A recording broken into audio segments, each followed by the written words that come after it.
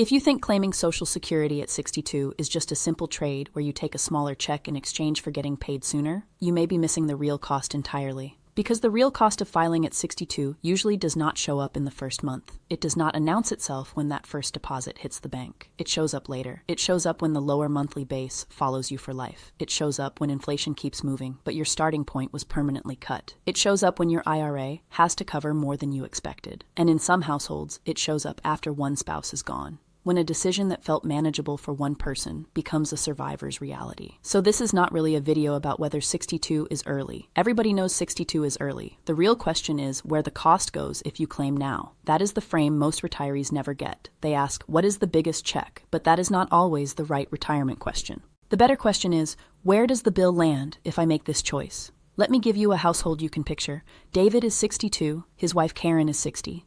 David still works a little, not full-time, but enough to bring in some money. He is tired. He is not panicked, but he is tired of staring at withdrawals, tired of feeling like every home repair is coming out of savings, tired of watching groceries, insurance, and basic living costs move in the wrong direction.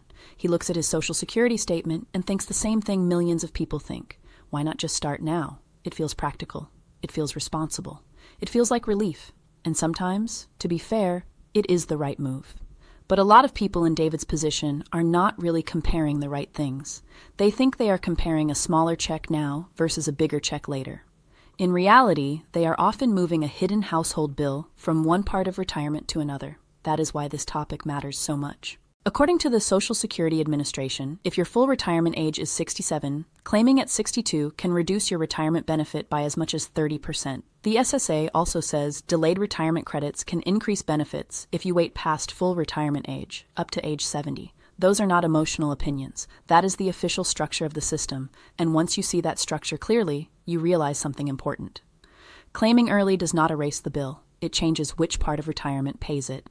That is the idea I want to build through this whole video. A smaller check is not just less money, it is a lower income floor, and a lower income floor can become a very expensive decision when retirement gets older, harder, or lonelier. So before you claim Social Security at 62, I want to walk through the real cost hiding behind that choice. Not the obvious cost, not the one everyone already knows. The one that shows up later in cash flow, taxes, withdrawals, and survivor income. Because for some retirees, the first good feeling is the most expensive part of the decision. The first real cost is this. You may be locking in a permanently smaller foundation, not just taking a temporary discount. That difference matters more than people think. Retirement is not lived in theories. It is lived month by month. In the beginning of retirement, many households still have some flexibility. They may still have decent energy. They may still be able to work a bit. They may still be healthy enough to cut spending, travel less, move money around, or make up for a mistake. But the back half of retirement is different. The back half is where flexibility shrinks. The back half is where the income floor matters most. And that is why the real cost of claiming at 62 is not simply the size of the first few checks. The real cost is what you do to the base that follows you into your 70s, your 80s, and maybe beyond. Imagine a retiree whose full retirement age benefit would have been around $2,000 a month. If that person claims at 62, a rough reduced benefit might land much lower, depending on the exact record and timing. People hear that and say, well, I will get money for more years. True, but they often fail to sit with the harder truth. Every future cost of living adjustment starts from the lower base. Every month of later retirement starts from the lower base. Every period of market stress, widowhood, or unexpected expense starts from the lower base. That is the real cost, not just less this month. Less as a permanent starting line. And when retirees miss that, they make a dangerous mental mistake. They treat the early claim like a timing decision when it is really an income structure decision. This is one of the sharpest lines in the whole subject. The check you start with becomes the floor you live on later. That does not mean everyone should wait. It does mean people should stop treating 62 like a harmless head start. Go back to David. If David claims now, he may feel better this year. That relief is real. But if he and Karen end up needing stable income deep into retirement, the smaller permanent base may become a bill their future selves have to pay. And future retirees almost always wish they had judged the decision less by today's relief and more by tomorrow's durability. The second real cost is what I call the hidden IRA bill. This is where many smart people fool themselves. A lot of retirees think taking Social Security at 62 protects their savings because it means they can pull less from the portfolio right away. And in some cases, that is exactly true. If someone has poor health, limited life expectancy, no spouse exposure, or a real near-term cash need, claiming earlier can reduce strain on savings in a very practical way. But that is only half the picture, because if the Social Security benefit is permanently smaller, then later in retirement the missing income often has to come from somewhere else, and very often that somewhere else is the IRA. This is why the phrase real cost matters so much. You may save the IRA in the early years, only to hand the IRA a much larger job later. That is not free. That is delayed billing. Suppose David claims at 62 and feels good because he is using less from savings at 62, 63, 64, and 65. He tells himself he is preserving assets. But by the time he is 76, 79, or 83, the lower Social Security check is still there every single month. Food still costs money, insurance still costs money, housing still costs money, utilities still cost money. The lower benefit does not stop being lower. So if household expenses rise or the portfolio underperforms, where does the missing monthly money come from? Often it comes from the account he thought he was protecting.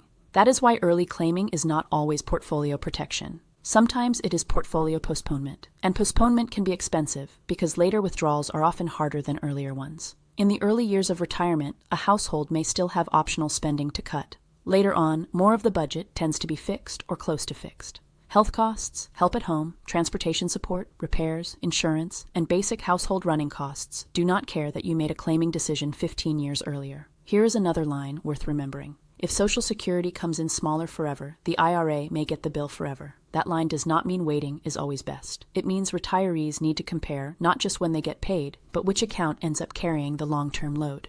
And for some households, the real cost of claiming at 62 is not that Social Security is lower. It is that later retirement becomes more dependent on market-based assets than they expected. The third real cost is the false comfort of break-even thinking. Now, break-even discussions are not useless. They can help people compare total lifetime amounts under different claiming ages. But many retirees treat break-even age like the whole decision, and that is where they get into trouble. Because retirement is not just about crossing points on a chart. It is about when the money is strongest when you need it most. A lot of people say something like this: if I claim at 62 and die early, I win. If I wait and die early, I lose. That sounds neat. It sounds clean. It sounds mathematical.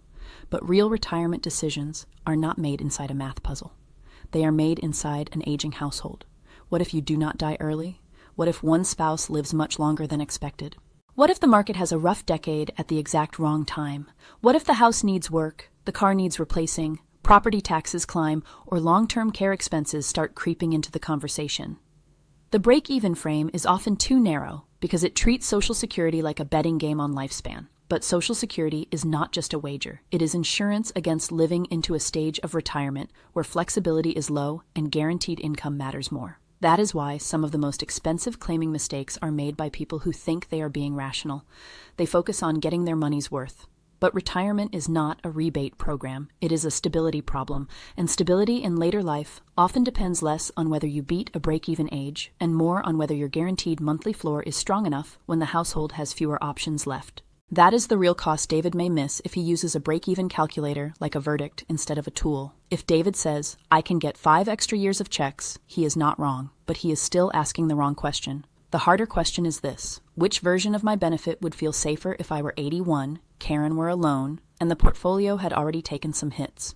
That is the kind of question retirees do not love asking, but it is exactly the kind of question that protects real households. The fourth real cost is the work trap. Many people assume that once they hit 62, they can just start Social Security, keep earning some money, and enjoy the best of both worlds. Sometimes that works, sometimes it does not. If you claim before full retirement age and keep working, Social Security's earnings test can affect benefits before you reach full retirement age. The exact annual limits can change by year, which is why anyone in this situation should check the current SSA figures directly. But the larger point is simple. Early claiming, while still earning, can be messier than retirees expect. And the mess is not always emotional. It is mechanical. Households build a plan around checks they think are coming. Then work income comes in higher than expected, or a part-time arrangement turns out better than planned, or a one-time project, severance package, or seasonal income changes the picture. Suddenly, the claiming strategy that was supposed to create simple extra cash becomes a rules problem. Now, benefits withheld under the earnings test are not necessarily lost forever. That part is important. The system can adjust later. But cash flow is lived in real time. A household trying to manage bills this year does not experience the issue as an elegant future recalculation. It experiences it as confusion, timing problems, and frustration. That is why claiming at 62, while still working, can carry a hidden coordination cost, not because the system is unfair, because the household often has not modeled the decision carefully enough. David is a perfect example. If he keeps working part-time and the income lands differently than expected, he may discover that the easy money feeling of filing early was never really as clean as it looked. And once again, that is the pattern. The most expensive retirement decisions often begin by looking simple. The fifth real cost is tax shape, not just tax amount. This is where careful savers can get blindsided. People often think of a claiming decision as a Social Security decision only, but it is rarely just that. It is a tax-shaping decision. It is a withdrawal order decision. It is a household income stacking decision. For some retirees, the early 60s can be unusually valuable planning years. Maybe work income has fallen. Maybe required minimum distributions have not started yet. Maybe the household has room to draw from taxable savings, realize gains strategically, or consider Roth conversions before income stacks up more heavily later. Once Social Security enters the picture, that planning window can narrow. Now, this will not affect everybody the same way. Some retirees have modest overall income. Some already have pensions. Some have little flexibility. Some have a spouse with very different income timing. That is why sweeping claims are dangerous. But for many middle-class retirement households, the decision to claim at 62 is not just about current monthly cash. It can change what the next several tax years look like. And that matters because tax friction is one of the quietest retirement bills there is.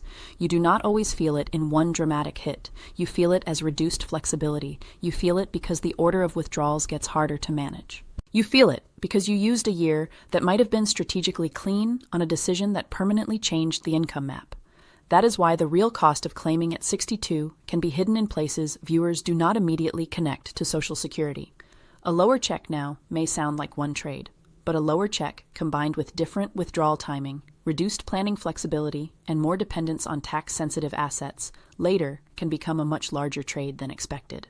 Or put it another way, the monthly check is visible. The tax shape is the hidden price. That is the kind of line retirees need to hear because most money mistakes in retirement do not look dramatic at first. They look small, reasonable, and manageable. Then years later, the household discovers that one early decision quietly changed 5 other decisions behind it. The sixth real cost is the spouse bill. This is where the conversation stops being personal finance and starts becoming household safety. Because in married households, Social Security is not just about one worker. It often becomes part of the survivor plan, whether the couple talks about it that way or not. And this is especially important when the higher earner is making the decision. If the higher earner claims early and locks in a smaller benefit than necessary, that lower amount can shape the survivor's monthly reality later. In many cases, when one spouse dies, one Social Security check goes away, and the surviving spouse generally keeps the larger of the two benefits. That means the size of the higher earner's benefit can matter far more than couples realize. This is the part people avoid because it feels uncomfortable. But retirement gets expensive the minute one spouse becomes one person with almost the same bills. The mortgage may still be there, rent may still be there, property taxes still come, insurance still comes, utilities still come, maintenance still comes, groceries fall some, but not by half. And the survivor is often older, more tired, and less able to fix the problem with work. So when a higher earner claims at 62 without thinking through the survivor effect, that decision can become a widow's bill or a widower's bill years later. Go back to David and Karen. Suppose David is clearly the higher earner. Suppose Karen's own benefit is modest. Suppose David says, "I want my money now." On the surface, that sounds understandable. But what he may really be doing is lowering the future survivor floor for the household. And this is exactly why the biggest check question is too shallow. The better question is, who may need this check later and what will it look like when they do? That is not fear talk. That is real retirement planning. The right claiming age for a married couple is not always the age that feels best to the worker making the decision. Sometimes it is the age that protects the surviving spouse from a lower lifetime base. This is another line worth repeating. One claiming choice can become two people's problem. If you remember nothing else from this video, remember that. The seventh real cost is emotional timing masquerading as financial logic. This may be the most common problem of all. People do not usually claim at 62 because they ran a deep household analysis and concluded it was optimal under multiple future scenarios. Most people claim because 62 feels like a release valve. They are tired of waiting, tired of uncertainty, tired of watching balances move, tired of hearing that they should wait for a bigger number someday, tired of acting patient when patience itself feels expensive. And that emotional fatigue is real. It should not be mocked. but it can still lead people into a decision that solves anxiety better than it solves retirement. That is what makes 62 such a dangerous age psychologically. It is the first door, and first doors feel powerful. But the first available choice is not always the cheapest choice. Sometimes it is simply the fastest way to convert short-term discomfort into long-term cost. David feels this. That is why his example matters. He is not reckless. He is not foolish. He is just like a lot of Americans in their early 60s. He wants a decision that feels like progress. He wants a paycheck from a system he paid into. He wants less dependence on savings. He wants permission to stop thinking so hard. That is exactly why he is vulnerable. Because the most expensive retirement choices are often made by people who are trying to buy emotional relief. And emotional relief has a price tag. If David claims now, the benefit starts, the uncertainty drops, the statement turns into cash. He feels momentum. But if that decision leaves Karen with a weaker survivor path, or leaves their IRA carrying more of the load later, or leaves them with a lower guaranteed floor when they are older and less flexible, then the real cost was never in the first check. It was in what the first check convinced him not to think about. So how should retirees think about this instead? Not by asking, should everyone wait? That is too simple. And not by asking, is 62 always a mistake? That is also too simple. The better question is this. What does claiming at 62 force the rest of the household plan to do? Does it make the income floor permanently smaller? Does it push more future work onto the IRA?